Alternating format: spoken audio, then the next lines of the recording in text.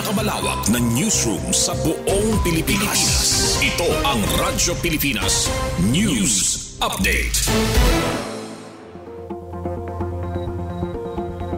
Philippine Standard Time, 3:58 p.m.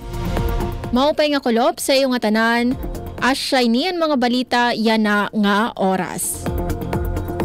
Para uma sa Pambuhan Northern Samar, kumarawat third batch releasing of rice seeds.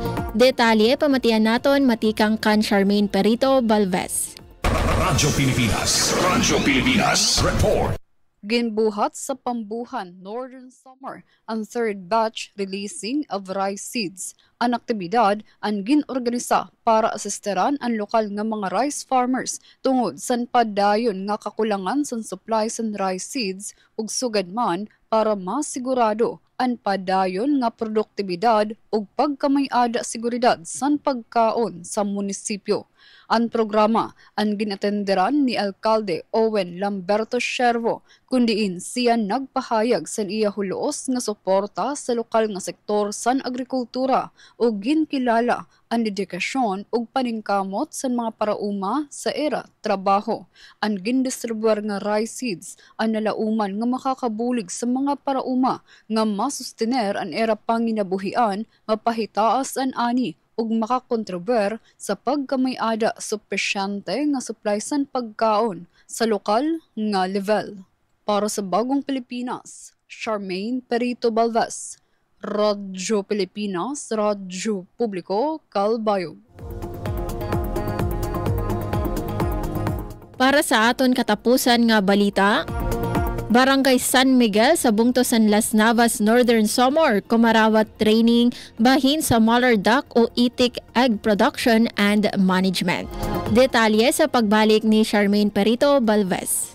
Radyo Pilipinas Report. Ginpangunahan sa gobyerno probinsyal sa Northern Samar, pinaagi sa Provincial Agriculture Office ang pagbuhat training on Mallard Duck Egg Production and Management sa Barangay San Miguel, Las Navas, Northern Samar.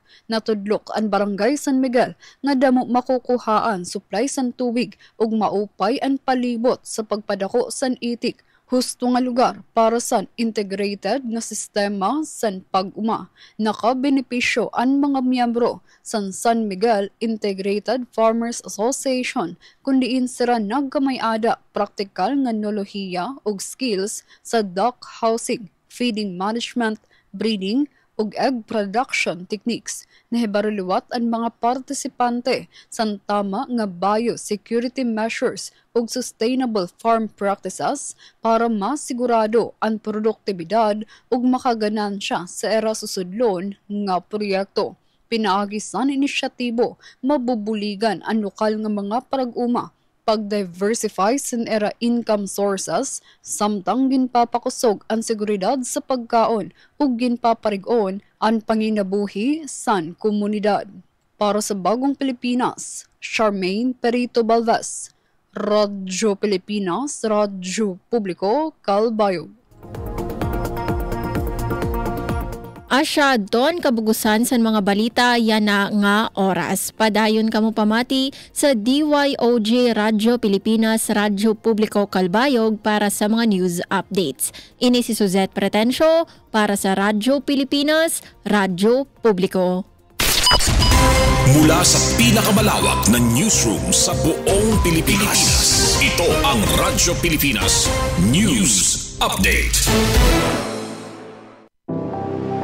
Tahimik mang nakahimlay ang mga alaala ng nakaraan.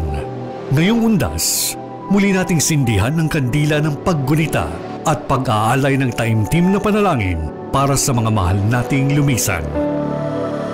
Abangan ang Undas Special